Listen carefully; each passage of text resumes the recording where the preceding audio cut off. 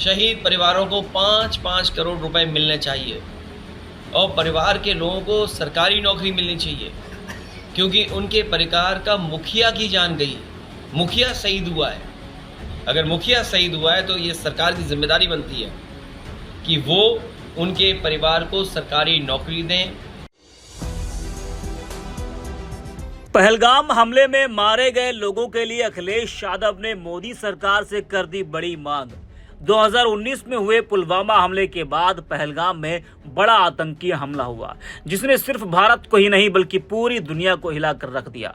आतंकियों ने नाम पूछ कर 28 बेकसूरों को मौत के घाट उतार दिया, जिसके बाद देश में आक्रोश है। लेकिन सवाल ये उठ रहा है कि 28 लोगों की मौत का जिम्मेदार आखिर कौन है?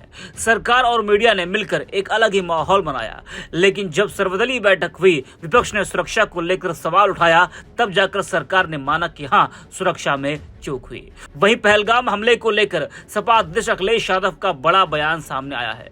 आपको बता दें कि अखिलेश यादव ने केंद्र सरकार पर तीखा हमला बोला। उन्होंने कहा कि पहलगाम हमले में मारे गए मृतकों को शहीद का दर्जा मिले, साथ ही सभी के परिजनों को 5 करोड़ का मुआवजा मिले, साथ ही मृतक के एक आश्रित को सरकारी नौकरी भी मिले।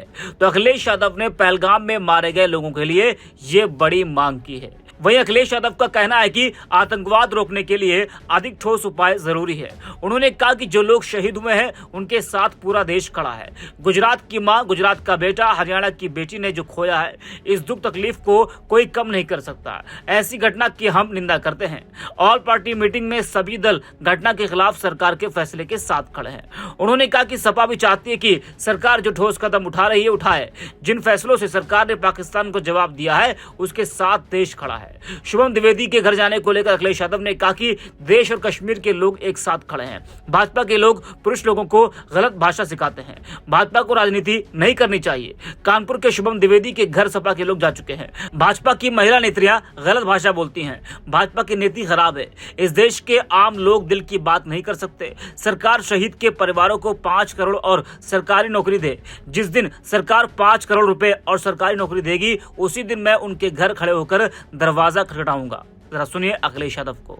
आपके माध्यम से कहना चाहता हूँ, भारतीय जनता पार्टी के लोगों से कहना चाहता हूँ कि उनके परिवार जो शहीद हुए हैं, शहीद परिवारों को 5-5 करोड़ रुपए मिलने चाहिए और परिवार के लोगों को सरकारी नौकरी मिलनी चाहिए, क्योंकि उनके परिवार का मुखिया की जान गई है।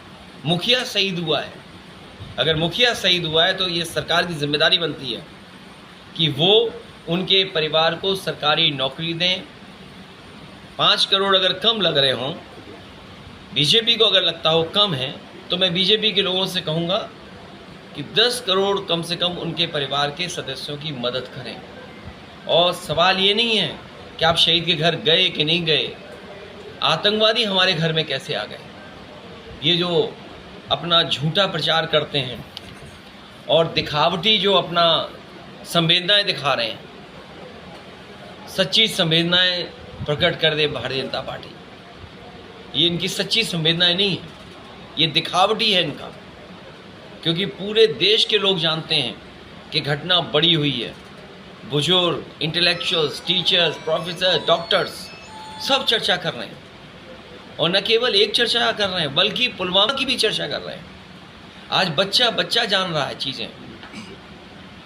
इसलिए भारतीय जनता पार्टी के लोग अपनी नाकामी छिपाने के लिए, अपनी कमियों को छिपाने के लिए, और जब ये स्वीकार कर लिया उन्होंने कि सिक्योरिटी लैप्स था, इंटेलिजेंस फेलियर था, आने वाले समय में कितने ठोस कदम उठाएंगे, उसके लिए समाजवादी पार्टी उनके साथ है।